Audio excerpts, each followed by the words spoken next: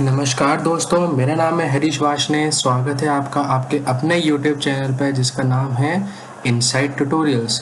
तो जैसा कि हम अपने पिछले लेक्चर तक हमने ये पढ़ा था, लेक्चर नंबर 16 में जो हमारा लास्ट टॉपिक था वो था age of 3 empires in north India.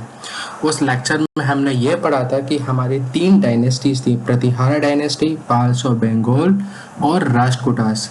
इन तीनों डायनेस्टीज के बीच में एक स्ट्रगल चल रहा था, एक लड़ाई चल रही थी कन्नौज को कंट्रोल करने के ऊपर कि कन्नौज पे कौन राज करेगा। इसी स्ट्रगल को हमने बाद में नाम दिया था ट्राइपार्टाइट स्ट्रगल। तो आज हम इस लेक्चर में जो सबसे पहला टॉपिक कवर करेंगे वो यही होगा कि क्या रीज़न था उस स्ट्रगल के पीछे, आपको सिर्फ और सिर्फ कन्नौज पर ही क्यों रूल करना था, ऐसी क्या वजह थी, ऐसी क्या सिग्निफिकेंस थी उस कन्नौज के शहर की जिस पर आपको कंट्रोल करना था। तो आइए इस लेक्चर को करते हैं शुरू। तो कॉज क्या रहा था आपका ट्राइपार्टाइट स्ट्रगल का? वो रीज़न ये था हमारा कि हमें कंट्रोल चाहिए था कन्नौज के ऊपर। अब कन्नौज के ऊपर ही हमें कंट्रोल क्यों चाहिए था? सबसे पहला रीज़न आता है कि Kannauj was a symbol of sovereignty in north India. Sovereignty का मतलब होता है संप्रभुता, मतलब जो शासक नॉर्थ इंडिया पे, जो शासक कन्नौज पे कंट्रोल कर रहा है वो सक्षम है पूरे नॉर्थ इंडिया को कंट्रोल करने के लिए। सेकंड रीज़न ये था कि कन्नौज एक इम्पॉर्टेंट रीजन था अपर गैंगटेक रीजन में। अपर गैंगटेक रीजन में एक इम्पॉर्टेंट रीजन होने से एक ये बेनिफिट है कि वहाँ का सॉइल फर्टाइल होगा, है ना। आप अच्छे से वहाँ पर एग्रीकल्चर कर सकते हो। जब अच्छे से एग्रीकल्चर होगा तो वहाँ पर ट्रेड अच्छे से हो सकता है। तो थर्ड आपका रीजन यही बन जाता है कि वहाँ पर rich resources of trade and agriculture were found. तो ये कुछ रीजन्स थे आपके ट्राइपार्टाइट स्ट्रगल के। उसके बाद हमने ये पढ़ा था ये स्ट्रगल 3 डायनेस्टीज़ के ऊपर था। तो ये स्ट्रगल था कैसा, कौन कौन से राजा एक दूसरे के साथ लड़े थे, जिससे हम ये जान सकते हैं कि वो स्ट्रगल था। तो आइए इसको कवर करते हैं। जैसा कि आप देख पा रहे हैं यहाँ पर अलग अलग डायनेस्टीज़ के अलग अलग राजा हैं जिन्होंने लड़ाई की थी कि उनके उनका राज हो किसके ऊपर? कन्नौज के ऊपर। तो सबसे पहले थे धर्मपाल, जो कि पाल डायनेस्टी से बिलोंग करते थे, पाल्स ऑफ बंगाल से। वो लड़ाई में हार गए थे प्रतिहारा किंग से, और प्रतिहारा किंग जो थे उनका नाम था वत्सराज। तो वत्स राजा से हार का सामना करना पड़ा था धर्मपाल को। फिर ध्रुवा जो कि एक राष्ट्रकूटा किंग थे, वो लड़ाई में हरा देते हैं वत्स राजा को। उसके बाद धर्मपाल जिन्होंने लड़ाई की थी वत्स राजा से, वो वहाँ पर हार नहीं मानते हैं। वो दोबारा लड़ाई करते हैं प्रतिहारा किंग से जिनका नाम था नागभट्टू। और नागभट्टू कौन थे? सक्सेसर थे वत्स राजा के।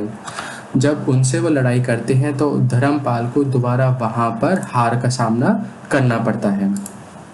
उसके बाद नागभट्टू जो कि प्रतिहारा डायनेस्टी से बिलोंग करते थे, वो लड़ाई लड़ते हैं किसके साथ? गोविंद III के साथ, जो कि एक राष्ट्रकूटा किंग थे और बेटे थे ध्रुवा के। अगेन नागभट्टू को हार का सामना करना पड़ता है। तो आप इस डायग्राम में देख सकते हैं कि यहाँ पर क्या है, ये एक स्ट्रगल ही तो चल रहा है, एक लड़ाई चल रही है कन्नौज के कंट्रोल को लेके कि कौन कन्नौज पर राज करेगा। उसके बाद हमारा नेक्स्ट आता है मिडीवियल इंडिया में। सबसे पहले हमारी स्टार्टिंग होती है कुछ राजपूत डायनेस्टी से लेकर, है ना। राजपूत डायनेस्टीज़ में सबसे हमारी जो डायनेस्टीज़ थी वो कौन कौन सी थी? सबसे पहले नंबर पे आते हैं हमारे चौहान्स ऑफ अजमेर। नेक्स्ट आते हैं हमारे Solanki of Gujarat. Third number पे आते हैं Chandel of Khajuraho. Fourth number पे आते हैं Garhwal of Kannauj. And the last that is Tomars of Delhi.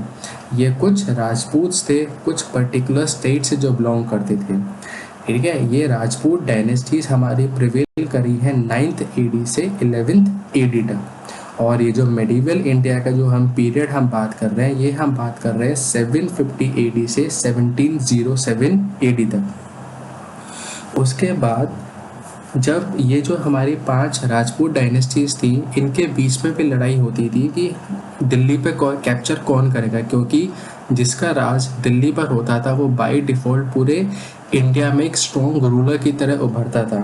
है ना। तो इन्हीं में ही फाइनली कुछ टाइम बाद हमें क्या देखने को मिलता है कि जो पृथ्वीराज चौहान थे, जिन्हें हम पृथ्वी 3 के नाम से जानते हैं, उन्होंने तोमर्स को हराया था दिल्ली के, और वहाँ से पृथ्वीराज चौहान ने दिल्ली को कैप्चर किया था। तो यही चीज़ आप अपनी स्क्रीन पर देख सकते हैं। आफ्टर सम टाइम पृथ्वी 3, और पृथ्वी 3 का दूसरा नाम क्या था? पृथ्वीराज चौहान।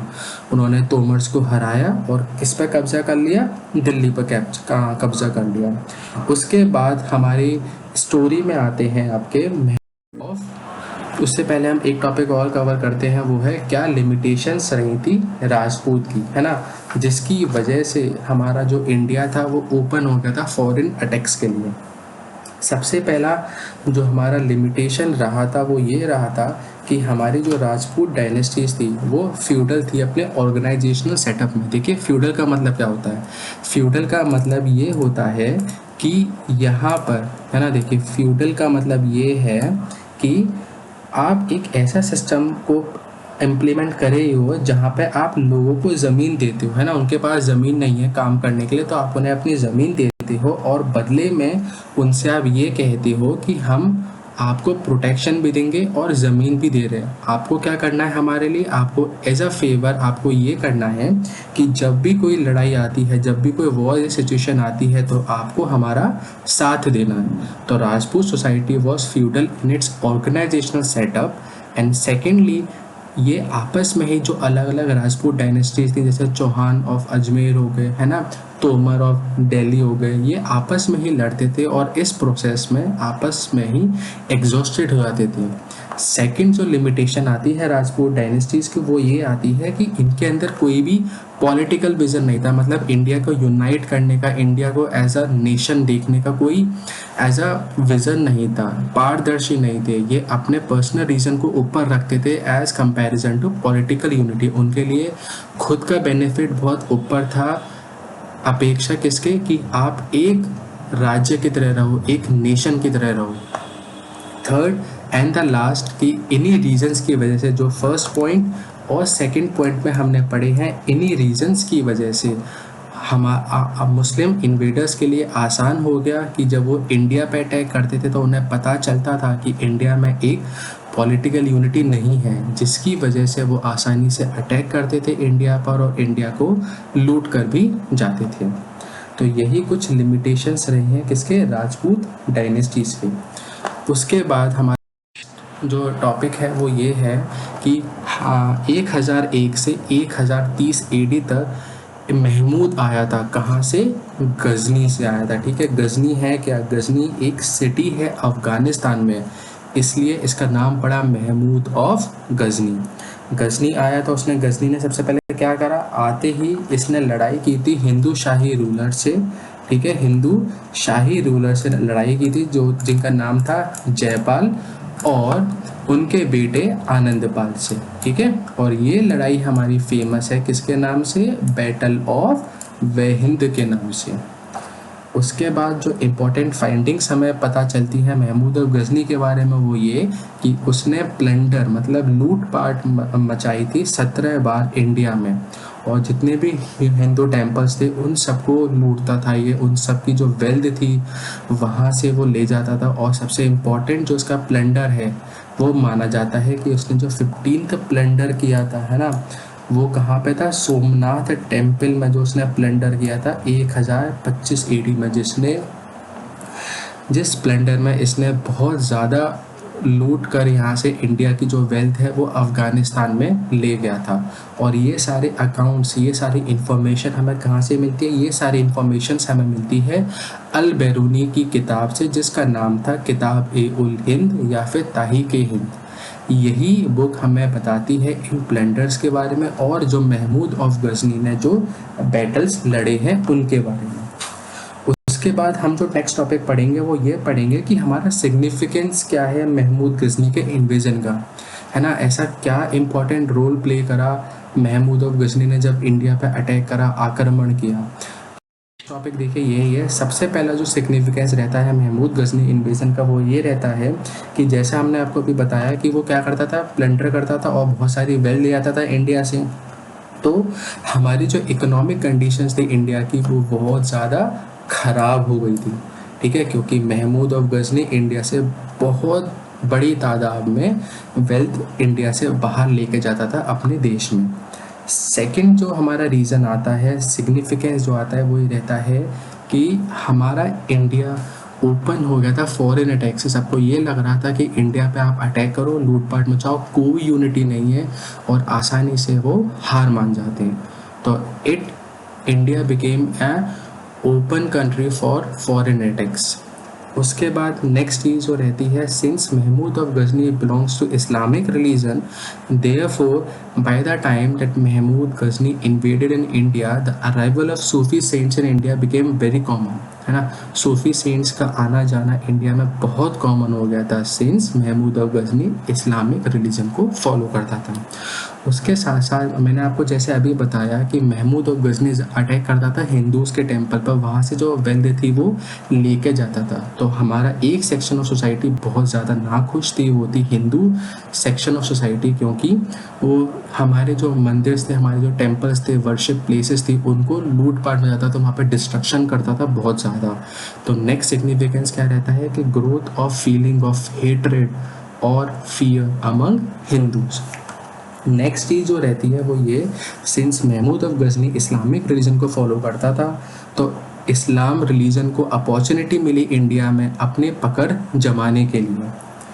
उसके बाद लास्ट चीज़ ये रहती है, जब महमूद ऑफ गजनी अटैक करता था इंडिया पर और वो सक्सेसफुली अटैक कर जाता था बिना किसी रोक टोक के, तो हमारे इंडिया की जो मिलिट्री वीकनेस है वो एक्सपोज्ड हो गई थी पूरे दुनिया के सामने।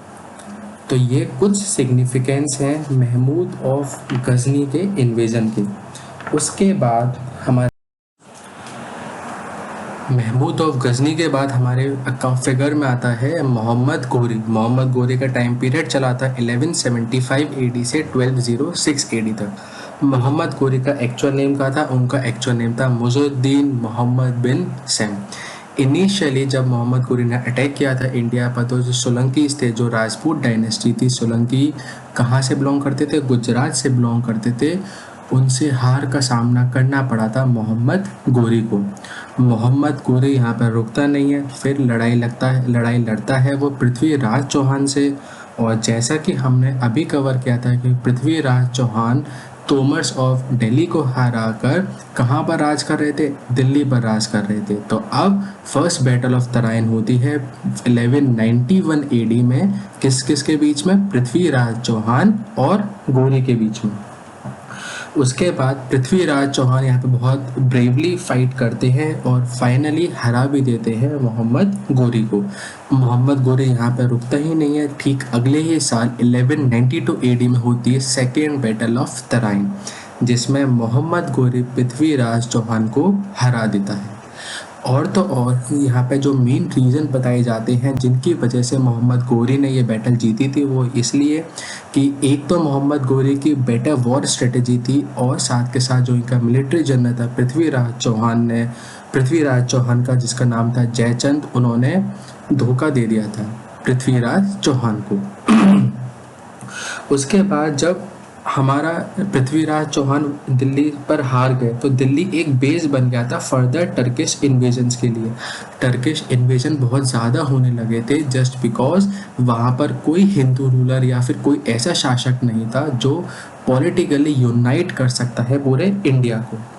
ठीक उसके बाद ही जब तराइन की लड़ाई होती है, तो मोहम्मद गोरी वापस जाता है गजनी और अपनी जो टेरिटरीज हैं वो किसके अंडर छोड़ जाता है? कुतुबुद्दीन ऐबक के अंडर, जो कि एक स्लेव था। मोहम्मद गोरी का एक स्लेव था, और मोहम्मद गोरी कुतुबुद्दीन ऐबक को गवर्नर ऑफ दिल्ली अपॉइंट करता है। उसके बाद 2 साल बाद दोबारा मोहम्मद गोरी इंडिया आता है और इंडिया आकर अटैक करता है कन्नौज पर, और कन्नौज पर अटैक करने के बाद जयचंद को हराता है बैटल ऑफ चंदावर में। चंदावर कहाँ है? इटावा के पास है, यूपी में। तो यहाँ पर मोहम्मद गोरी डिफीटेड जयचंद।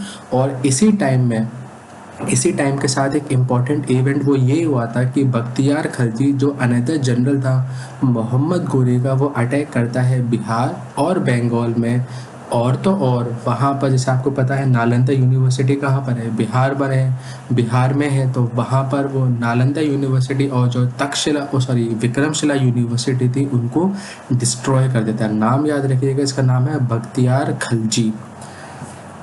सॉरी। उसके बाद फाइनली 1206 एडी में जब मोहम्मद गोरी वापस जा रहा था अफ़गानिस्तान, तो बीच रास्ते में ही जो लुटेरे थे, प्लंडरर्स थे, उन्होंने उसको मार दिया था।